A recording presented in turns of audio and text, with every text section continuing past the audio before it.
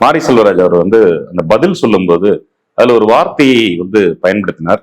ஊனமுற்ற ஒரு பாத்திரத்திற்கு ஊனமுற்ற ஒருத்தரையே நிஜமா நடிக்க வைக்க முடியுமான்னு. இந்த கேள்விக்கு சரியான பதிலா இல்ல மழுப்பலா இருந்தாலும், அது அர்த்தமற்ற ஒரு இடத்துல பதிலா இருந்தாலும் அதை எப்படி அர்த்தமற்றதுங்கிறதையும் பார்ப்போம்.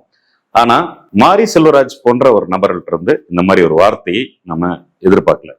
என்ன காரணம் அப்படின்னா, அரசியல்ல குறிப்பா மக்கள் சார்ந்த அரசியல் பேசுற எல்லாரும் சொல்லாடல்கள் வரைக்கும் மற்றவர்கள் காயப்படுத்தக்கூடாது அப்படிங்கிறதுக்காக பல்வேறு விஷயங்கள்ல மாறுதல் இருக்கு. குறிப்பா நீங்க வலது அப்படி கருத்தாக்கம் கொண்டவங்க கற்பழிப்பு, ஊனமுற்றவர்கள், இந்த மாதிரி பல்வேறு விஷயங்களை தாழ்ந்தவன், தாழ்த்தப்பட்டவன் இப்படி எல்லாம் பேசுவாங்க. அப்படி பல்வேறு விஷயங்கள்ல நாம குறிப்பா மக்களோடு சேர்ந்து நிக்கிறவங்க இந்த சொல் அரசியலுக்குள்ளேயும் பல்வேறு விஷயங்கள்ல நம்ம வெகு தூரம் முன்னேறி வந்திருக்கும். இன்னும் முன்னேற்றம் தேவைதான், முன்னேறி வந்திருக்கும். அதுல ஒன்றுதான் ஊனமுற்றவர்களுக்கு பதிலாக மாற்றுத்திறனாளிகள் அப்படின்னு சொல்றது.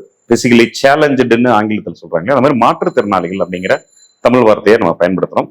கற்பழிப்புக்கு பதிலாக வன்புணர்வு அப்படின்னு சொல்றோம். எல்லா விஷயத்திலையும் அப்படி நம்ம ஒவ்வொரு விஷயத்திலும் உதாரணமா இன்னும் தீர்க்கமா போய் மூன்றாம் பாலினத்தவர்கள் அப்படின்னு சொல்ற கூட தப்பு. ஆண் பெண், அப்ப ஆண் முதல்ல, பெண் ரெண்டாவது, மூன்றாவது பாலினம்னு ஒண்ணு இருக்கா அப்படிங்கும்போது அது திருநர் அப்படின்னு சொல்ற மாதிரியான சொல்லாடல்கள் இப்படிதான் பயன்படுத்தணும் அப்படிங்கிற மாதிரி பல்வேறு விஷயங்கள் போயிட்டு இருக்கு.